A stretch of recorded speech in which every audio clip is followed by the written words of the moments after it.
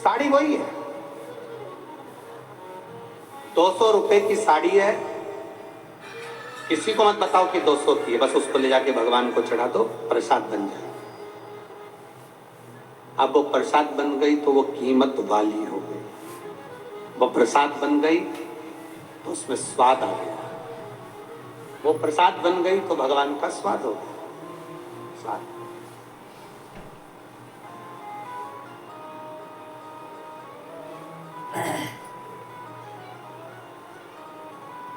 हम देवांगन जी हमारे लाडले की पूजन करते हैं, कल्लू जी की, और हमारे जो शंकर जी हैं और शालिग्राम जी हैं उनका हम आपके कक्ष में, हमारे बाजू में अलग कक्ष में उनकी सेवा होती है।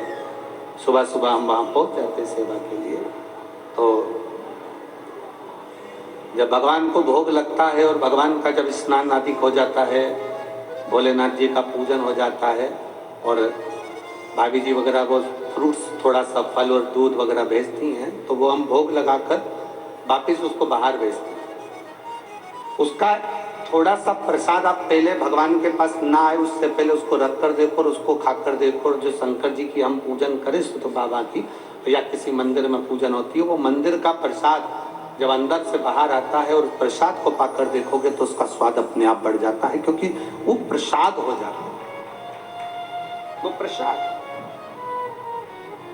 सत्यनारायण भगवान की कथा करवाओ, आटे की पंजेरी बनाओ, पंजेरी को अलग रख दो और एक कटोरी पंजेरी सत्यनारायण जी के सामने रख दो।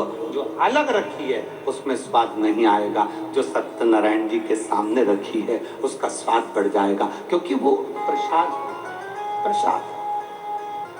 200 रुपए की एक प्रैक्टिकल जरूर करो। किसी और वाला हमारा झूठ तो नहीं बोल रहा, प्रैक्टिकल करते रहना चाहिए, प्रैक्टिकल बिल्कुल करो, प्रैक्टिकल जरूर करो। 200 रुपए की साड़ी लो, भगवान को चढ़ा दो, प्रसाद हो गई। फिर उसको पहनो, पहनकर बाहर शादी में, पार्टी में, तुम्हें जहां जाना हो वहां जाओ। आपको लोग पलट कर कहेंगे अच्छी दिख रही है, बहुत महंगी है, कीमत भगवान को चढ़ाने से हो गई है। अच्छी दिख रही है, बहुत महंगी है, बहुत।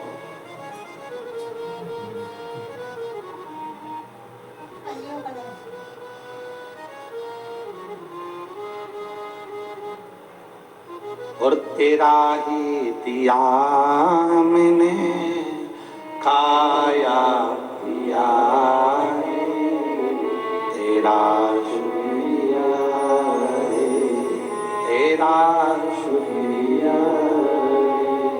मुझे भोले बाबा ने बहुत दे दिया रे, तेरा शुक्रिया रे, तेरा शुक्रिया, तेरा शुक्रिया, तेरा शुक्रिया। ये जायदाद दी है औलाद दी, ये जायदाद दी है औलाद दी है। मुसीबत में हर वक्त इमदाद दी है, मुसीबत में हर वक्त इमदाद दी है।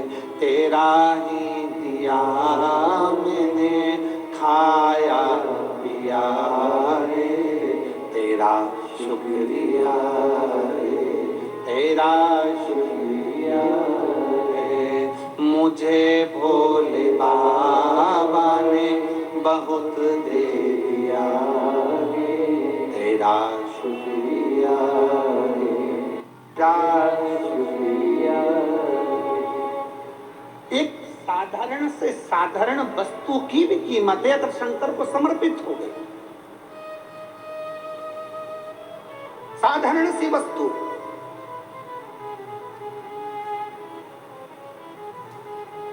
सीता जी ने, जब हनुमान जी ने माता जानकी जी को राम जी की मुद्रिका दी, तब सीता जी ने हनुमान जी को क्या दिया? जम के बोलो, क्या देकर भेजा था? अरे बोलो तो, क्या देकर भेजा? हनुमान जी ने तो माता जानकी जी को मुद्रिका दी थी, अंगूठी दी थी। सीता जी ने क्या देकर भेजा था? अपनी चूड़ामणि। क्या देकर भेजा था? जम के बोलो जरा। अपने बालों की चूड़ामणि माता जानकी जी ने हनुमान जी को देकर भेजा। क्या थी चूड़ामणि? कहां से आई थी चूड़ामणि? वो चूड़ामणि इतनी विशेष क्या थी जो चूड़ामणि सीता जी ने हनुमान जी को दे दी?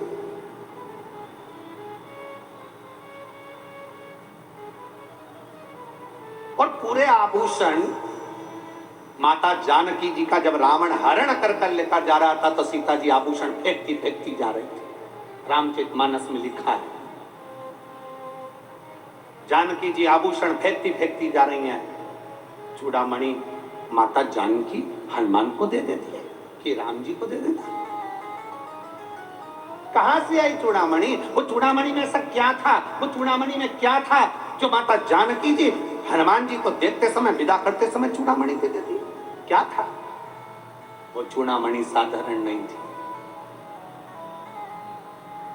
जब मंथन किया गया देवता और राक्षसों ने मिलकर, समुद्र मंथन करा, मंदराचल सुमेरु पर्वत की रई बनाकर, शेषनाग की नेति बनाकर जब मंथन किया, मंथन में रत्न निकले, माणिक मोती औषधि सब कुछ निकले। फिर रतन में लक्ष्मी जी प्रकट हो रही थी, उससे पहले एक देवी और प्रकटी थी।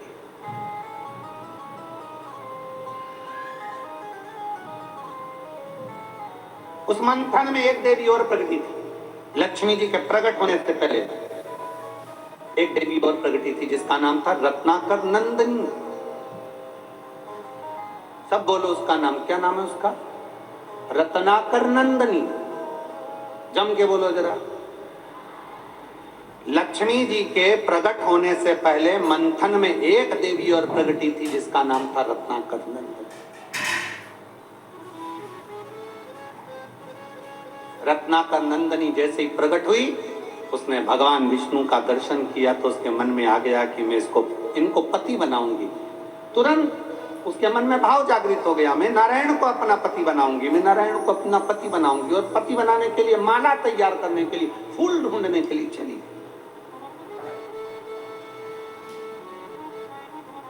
पुष्प ढूंढने के लिए।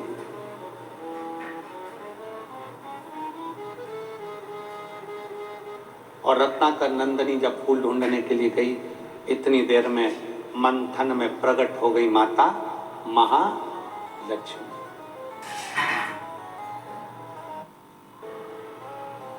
अब मां महालक्ष्मी जब प्रकट हुई तो उनके हाथ में पुष्प की माला थी।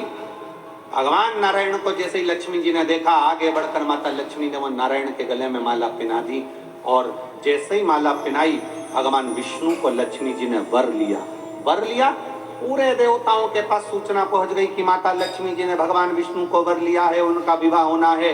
समुद्र देवता कन्या दान करेंगे, लक्ष्मी जी का मंगल विवाह होगा।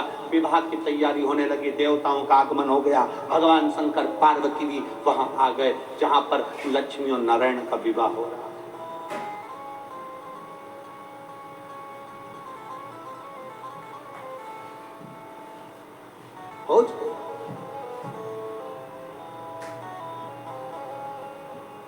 विवाह का कन्यादान हुआ, लक्ष्मी जी का विवाह नारायण के साथ हुआ। इतनी देर में रत्नाकर नंदिनी आ गई, माला बनाकर, माला लेकर, पुष्प लेकर। स्वामी भगवान विष्णु को देखा तो भगवान विष्णु के पास में तो लक्ष्मी खड़ी थी। दोनों की वरमाला हो चुकी थी, भावर हो चुकी थी, दोनों का हो चुका था। रत्नाकर नंदिनी की आंख में से जल बह रहा, नैनों से जल बह रहा था। भगवान नारायण ने बुलाया, हे रत्नाकर नंदिनी, इधर आओ। रत्नाकर नंदिनी आई। प्रभु, मैं आपको वरना चाहती थी, मैं आपको अपना बनाना चाहती थी। भगवान कहते हैं, रत्नाकर नंदिनी, मेरा विवाह लक्ष्मी जी से हो गया है। तुम मुझे वरना चाहती थी, मैं जान गया था तेरे मन की दशा को, पर तो चिंता मत कर। कलिकाल में जब मेरा कल्कि अवतार होगा तब मैं तुझे अपनी अर्धांगिनी बनाऊंगा। मैं तुझे अर्धांगिनी बनाऊंगा, तब तक तू त्रिकूट में, त्रिकूट पर्वत पर माँ वैष्णो देवी के नाम से विख्यात होकर विराजमान होगी। तेरे 3 देवियों की शक्तियां तेरे साथ होगी, तो वहां बैठे। राम अवतार में मैं स्वयं तुझे दर्शन देने के लिए आऊंगा। जब जब मृत्यु लोक पर आऊंगा तब तक तुझे मैं दर्शन दूंगा। रत्नाकर नंदिनी, तुम जा सकते। रत्नाकर नंदिनी ने भगवान नारायण से कहा कि तुम्हारा विवाह हुआ है। शादी में अगर कोई आता है तो उसको विदाई दी जाती है।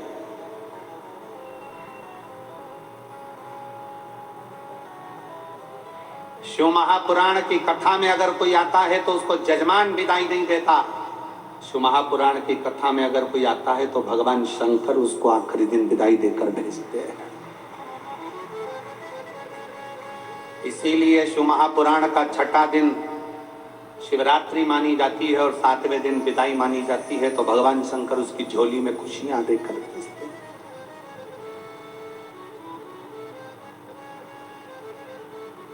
श्रेष्ठता। रत्नाकर नंदिनी कहा मैं जा रही हूं, पर मैं आपके विवाह में साक्षी बनी हूं। आपके विवाह में मेरी साक्षीता है, आप मुझे विदाई दीजिए। भगवान नारायण मुस्कुरा कर कहते हैं कि आपको मैं विदाई दूं, ये श्रेष्ठता कहां? हमारे देवों में भी देव महादेव हमारे पास में बैठे हैं, विदाई वो देंगे। तुरंत रत्नाकर नंदिनी शंकर जी के सामने हाथ जोड़कर बोली कि हमको विदाई दीजिए। रत्नाकर नंदिनी के शब्द सुने तो शंकर भगवान बोले कि आप स्त्री हो और स्त्री को विदाई मां जगत जननी पार्वती देंगी। पार्वती जी ने शंकर जी को देखा और देखकर मुस्कुरा कर कहा कि मैं क्या दूं इसको? मेरे पास तो फूल के जेवर हैं, मेरे पास कोई गोल्ड नहीं, हीरा नहीं, चांदी नहीं, सोना नहीं।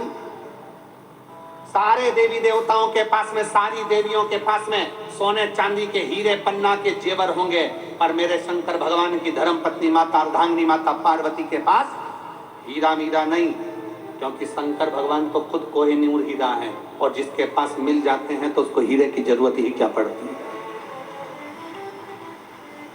मेरे पास तो खुद कोहिनूर हीरा मेरा शिव है।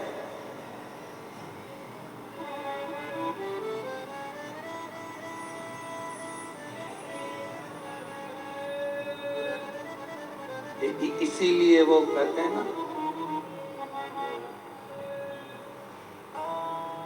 जो नाम शिव का लेवे भोले जी दर्शन देवे, भोलेनाथ ब्यूटीफुल।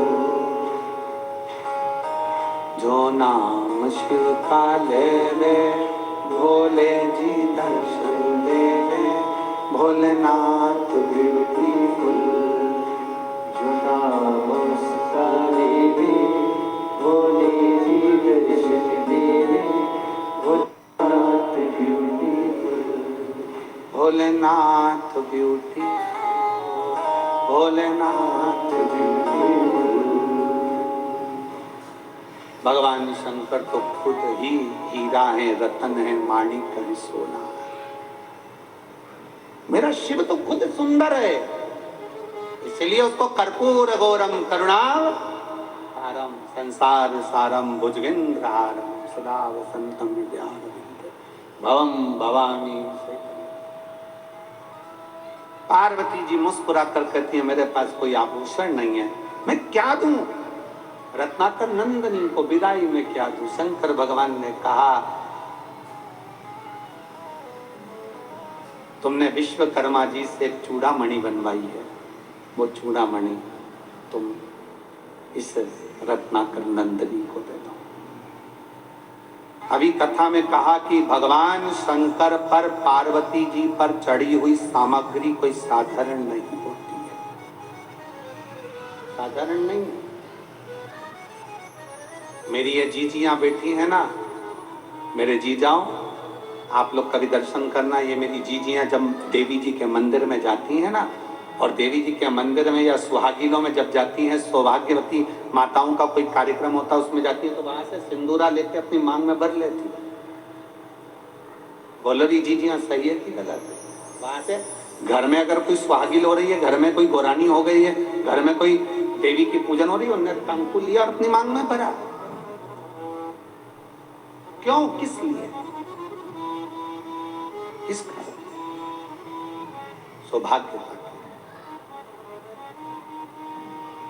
पार्वती, जो चूड़ामणि तुमने विश्वकर्मा जी से बनवाई थी अपने केशों में लगाने के लिए, जब सोने का महल बनवाया था और सोने के महल के साथ में चूड़ामणि तुमने बनवाई थी, और वो महल तो चले गया था जो विश्वकर्मा जी को मिल गया, पर वो चूड़ामणि तुम्हारे पास है, दे। पार्वती जी मुस्कुराकर कहती हैं, स्वामी, बालों से चूड़ामणि निकाली और दे दी रत्नाकर नंदनी को। रत्नाकर नंदनी से पार्वती जी ने कहा, सुनो रत्नाकर नंदनी, ये वो चूड़ामणि है जो मेरे स्वामी से कहकर मैंने बनवाई थी, और मेरे स्वामी ने मुझे वर दिया था कि ये चूड़ामणि जिस स्त्री के जूड़े में रहेगी और वो स्त्री जिस नगर में रहेगी, ये चूड़ामणि जिस स्त्री के जुड़े में रहेगी और वो चूड़ामणि जिस नगर में रहेगी, वहां का राजा कभी हार नहीं सकता, उसे कोई मार नहीं सकता। वहां का राजा कभी हार नहीं सकता और उसे कोई मार नहीं सकता।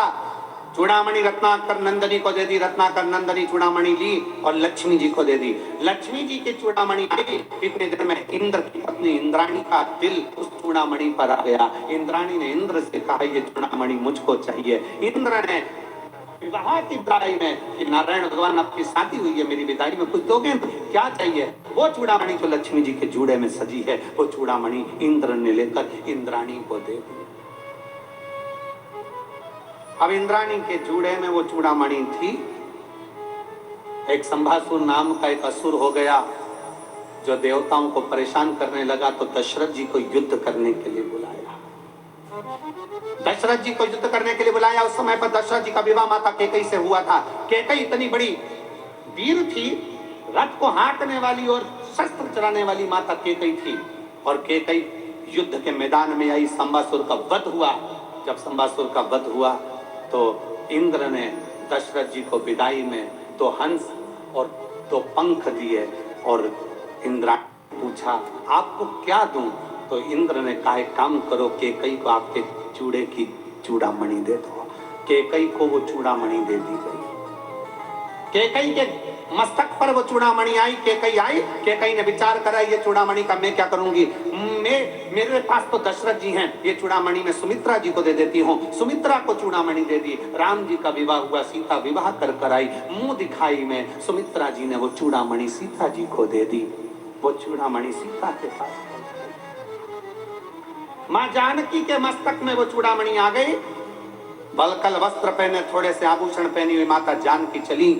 वन में जाने पर जब उनके वस्त्र, उनके आभूषणों को फेंका गया, चूड़ामणि उनके मस्तक पर रह गई। लंका में चली गई। हरण होकर जब लंका में पहुंची, हनुमान जी मुद्रिका लेकर आए, तब सीता जी को ध्यान आया कि ये वो चूड़ामणि है जो दशरथ जी ने कहा था, सुमित्रा जी ने कही थी, ये चूड़ामणि जिसके जूड़े में रहेगी और वो जूड़े में लगी हुई स्त्री जिस नगर में रहेगी, वहां का राजा कभी मर नहीं सकता और वहां का राजा कभी हार नहीं सकता। अगर ये चूड़ामणि लंका में रह गई तो मेरे राम इस रावण को नहीं मार सकते। इसलिए हनुमान जी के हाथे से सबसे पहला काम करा, चूड़ामणि को लेकर भेज दिया। फिर लंकापति मरा है, फिर लंकापति।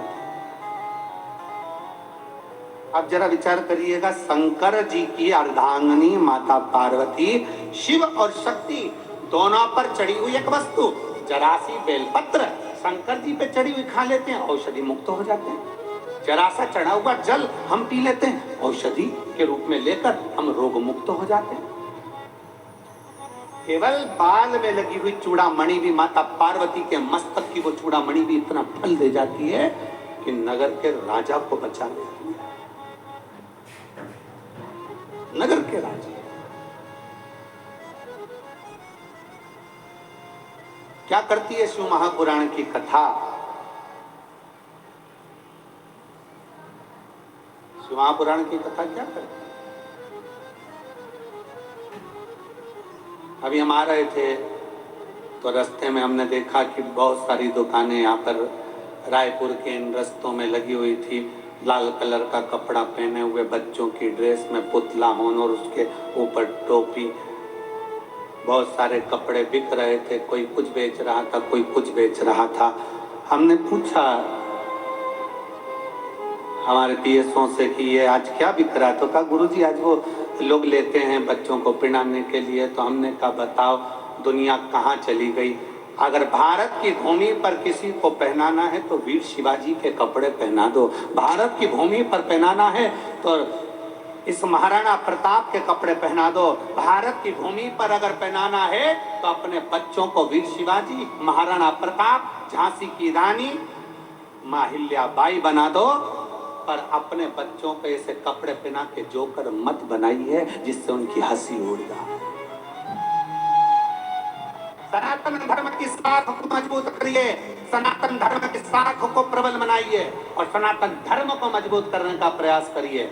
अपना धर्म छोड़कर किसी दूसरे धर्म में जाकर झूठन मत खाइए, भले अपनी रूखी सूखी हो वो खाइए। अपने घर का खाओ, रूखा सूखा जैसा भी। और घर की रोटी के आगे कोई रोटी अच्छी लगे क्या रीजी जी? अरे बोलो तरी मेरी छत्तीसगढ़ की बहनों, ओ मेरे जी जाओ, अपने घर की रोटी क्या? तुम कहीं की भी होटल में चले जाओ, 5 स्टार होटल में चले जाओ, कहीं पर भी घूमने चले जाओ, कितने भी एसी के कमरे में ले लो, कितनी भी अच्छे डनलप के गद्दे पर सो लो, 15 दिन 20 दिन 1 महीने में तुम्हें तुम्हारे घर की याद आएगी। कितनी भी तुम मटर पनीर खा लो, पालक पनीर खा लो, चाहे तुम दुनिया भर की सब्जी खा लो, बगर मगर जो भी हो तुम्हारे, वो क्या बोलते हैं उसको, मीन चाउमीन और कुत्ता नहीं कोत्ता, हाँ मोमोज, हाँ जो भी तुम्हें खाना है सब खा लो। पर कितना ही खा लो उसके बाद भी तुमको 8-15 दिन में याद आएगी कि मेरी मम्मी के हाथ की मुझे रोटी याद आ रही है, मेरी पत्नी के हाथ का भोजन याद आ रहा है। बस वही तुम दुनिया में थोड़ी बहुत चमक ममक इधर उधर की देख के चले जाते हो दूसरे धर्म की ओर, सनातन धर्म को छोड़ धर्म की ओर चले जाते हो, थोड़ी सी की ओर बढ़ जाते हो ना। सनातन धर्म से बड़ा कुछ नहीं है। अपने सनातन को बचाने के लिए तो गुरु नानक देव जी ने अपने बाल तक बढ़ा लिए थे, जटा तक बांध ली थी कि सनातन को मजबूत रखूंगा। रक्षा के लिए धर्म रक्षा बहुत जरूरी है, सनातन रक्षा।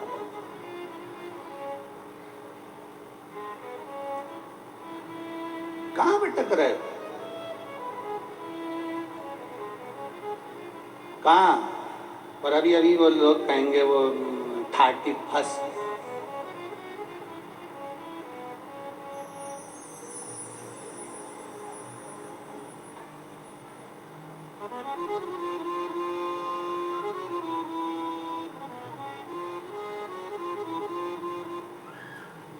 तो कहेंगे लोग वागे की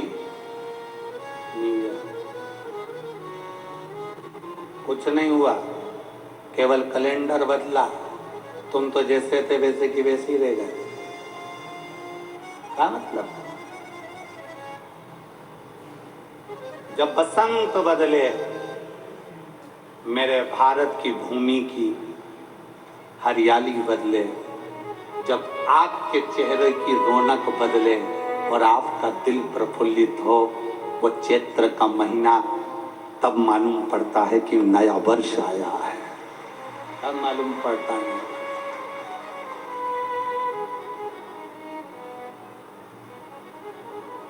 31 तारीख को दारू की बोतल खुलती है और भारतीय नए वर्ष चैत्र की नए वर्ष में गंगा जल खुलता है।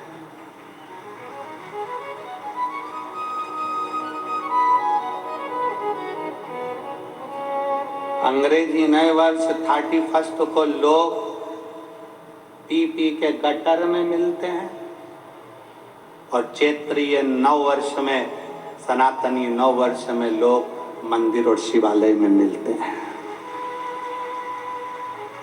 और मेरा भारतवासियों से निवेदन है, मेरे देशवासियों से निवेदन है, मेरे सनातनियों से निवेदन है, आप 31 मना रहे हो, मनाओ, हमारी तरफ से छूट है, पर याद रखना उस 31 के दिन भी मैं खाने में मदिरा की दुकान पर नहीं, कुबेरेश्वर धाम और महाकाल की भूमि पर जाइए।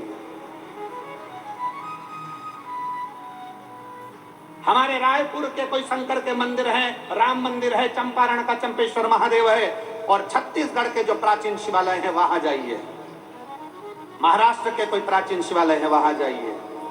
वहां जाकर अपने को अगर मनाना ही है तो भगवान शंकर की शरण में मनाओ, क्योंकि आप कितने किस्मत वाले हो रहे छत्तीसगढ़ वालों की, ये दिसंबर एंड की 24 से 30 तारीख तक की कथा तुमको मिली, मतलब दिसंबर का एंड भी तुम शंकर की शरण में, और 2025 की शुरुआत 4 जनवरी से 10 जनवरी तक छुरिया हाले कोसा में कथा मिल गई, मतलब तुम्हारा 24 और 25 सब बढ़िया बाबा के चरणों शिव भक्ति में, जाओ उसके चरणों में मनाओ।